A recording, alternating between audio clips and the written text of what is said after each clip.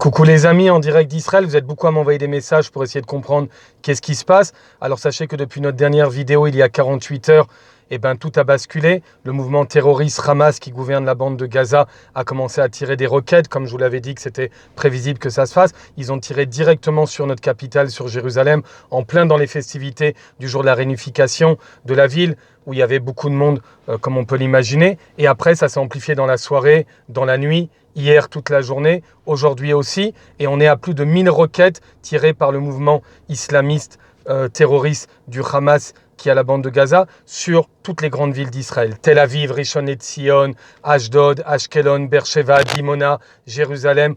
Aucune ville n'a été épargnée. Ils tirent dans toutes les directions. On est déjà à plus de 1000 roquettes. Et leur but, essayer de faire le maximum de blessés et de morts parmi les civils israéliens. Où on a vu ça? Quel pays accepterait de recevoir des roquettes et ne réagirait pas? Donc notre armée de Tsahal a commencé à réagir. On a commencé à tirer sur toutes sortes de cibles du mouvement terroriste. On ne nous raconte pas tout, mais à la fin, il paraît qu'il commence à avoir mal. Il paraît qu'il commence à comprendre. Mais Israël dit qu'elle ne veut pas s'arrêter. Elle veut aller jusqu'au bout parce que tous les 1 an et demi, tous les 2 ans, ils recommencent. Dès qu'ils se sentent forts, ils commencent à tirer sur les civils en espérant faire des morts. C'est quelque chose qui est dur, c'est espérer. Et ils tirent depuis les habitations, les quartiers où il y a des gens qui habitent à Gaza, où c'est qu'il y a des familles, des enfants, en espérant qu'Israël ne répliquera pas de peur que ça fasse trop de morts. Et là, ils ont déjà eu aussi des morts de leur côté, mais Israël est déterminé à se débarrasser une fois pour toutes de ces roquettes et de tout ce qui se passe en Israël là depuis 48 heures où les gens sont bloqués chez eux avec leurs enfants dans le stress. Ils savent qu'ils ont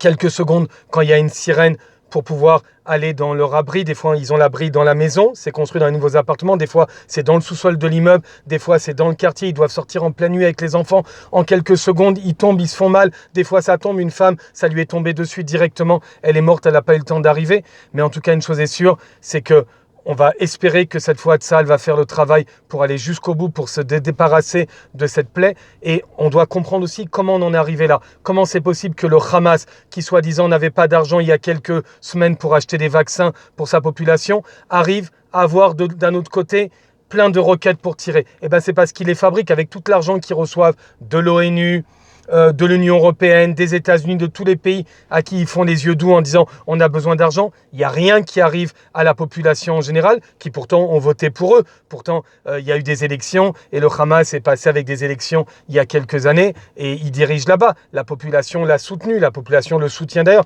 mais ils ne reçoivent pas d'argent du Hamas et tout l'argent est pour construire des tunnels, pour essayer de rentrer en Israël et fabriquer des roquettes. Chaque roquette qui tire coûte 90 000 $. Le nombre de roquettes qu'ils ont tirées, c'était assez suffisant pour acheter tous les vaccins, on nous dit, pour pouvoir vacciner la population qui n'a pratiquement pas été vaccinée. Comment c'est possible de autant haïr sa population et son peuple et de haïr le peuple qui est en face et de vouloir tuer que des juifs et de vouloir faire des blessés et des morts? Ils tirent dans toutes les directions, ils essayent au maximum, ils ont amplifié. Une fois, ils ont tiré plus de 130 roquettes sur la même ville, Ashdod, dans les mêmes quelques minutes. Maintenant, la deuxième question qui revient à chaque fois que vous me posez en privé: David, comment ça se fait qu'il y a autant de roquettes et ça ne fait pas beaucoup de morts en Israël? Comment c'est possible? Alors sachez que Israël, avec sa technologie, on est le pays de la start-up, vous le savez. Il y a des personnes qui, depuis de nombreuses années, travaillent sur des projets. Quand ils ont commencé à tirer déjà il y a une quinzaine d'années des roquettes sur Israël, ils en tiraient 1, 2, 3 comme ça.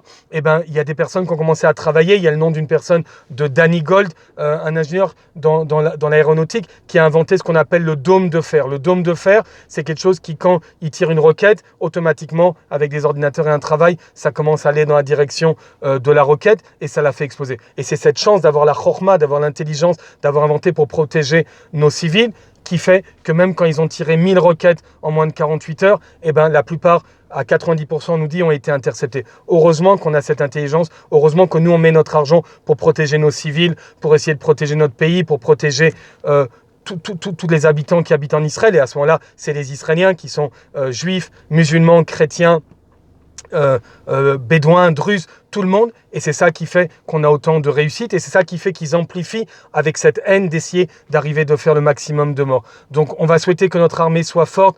nos dirigeants ont dit tout à l'heure encore qu'on était loin d'avoir terminé, qu'on n'est qu'au début, qu'ils veulent faire mal au Hamas, qu'ils veulent le faire tomber, que pour l'instant c'est par l'aviation, qu'ils vont peut-être aussi rentrer avec l'armée aussi à l'intérieur. Pour quelqu'un comme moi qui peut vous dire en 27 ans que j'habite ici et qui a été combattant et après réserviste pendant 21 ans, qui a fait ses réserves dans l'armée et qui vient de terminer il y a 2 ans à peu près, j'ai arrêté de faire, et ben savoir que des pères de famille maintenant sont appelés, des réservistes, pour aller protéger le pays et pour aller défendre leur famille, c'est une sensation, je sais, qui les remplit de force, et on va leur souhaiter aujourd'hui, en ce jour de Rosh Chodesh, on est le nouveau mois dans le calendrier hébraïque, qui est le mois de Sivan, et c'est un mois où on dit que le peuple juif a été en bas du mont Sinaï pour recevoir quelques jours plus tard la Torah. Et ben c'était un grand moment d'unité, et on doit avoir ce même moment d'unité, les juifs aux 4 coins du monde et les non-juifs qui nous soutiennent et tout le monde, et on a reçu plein de messages de soutien dans ces derniers jours, on le voit. Et ben on doit être unis pour la liberté, unis pour les valeurs qui sont des valeurs de respect, des valeurs de la vie. Quand eux, la seule chose qui les intéresse, c'est de faire du mal, comme des petits nazillons qui mettent toute leur énergie pour essayer de nous tuer, et ben nous, on doit mettre de l'énergie pour faire du bien dans ce monde. On a reçu, on a dit, la Torah, la Bible, dans quelques jours, cette même Bible qui dit « Tu ne tueras point, tu respecteras ton père et ta mère, tu aimeras ton prochain comme toi-même ».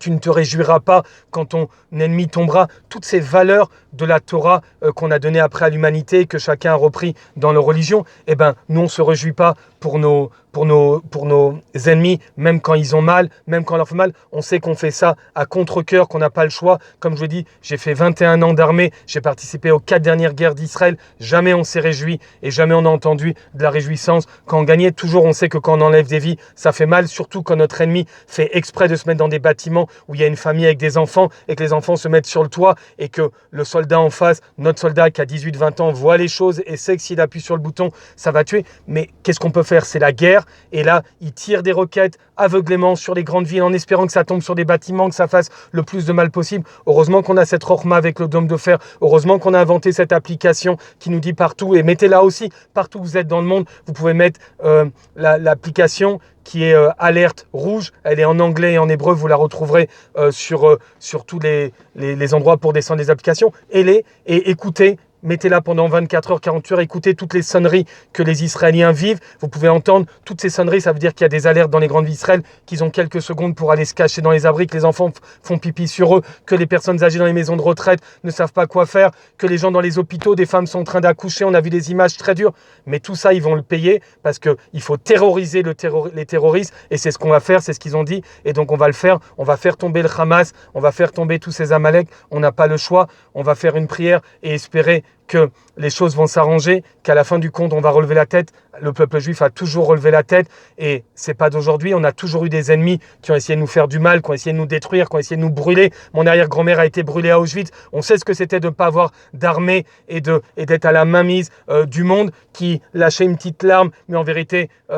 il s'en foutait de ces juifs. Aujourd'hui, on est là pour se défendre. On va être fort, on va être déterminé, que chacun fasse cette filote partout où il est dans le monde. Chacun fasse ses bonnes actions, sa béa pour ajouter du bien et pour soutenir Israël dans ces moments difficiles. On va souhaiter une bonne fin d'après-midi, qu'on soit fort, qu'on soit déterminé. Chodesh Tov, Am Israël Chai.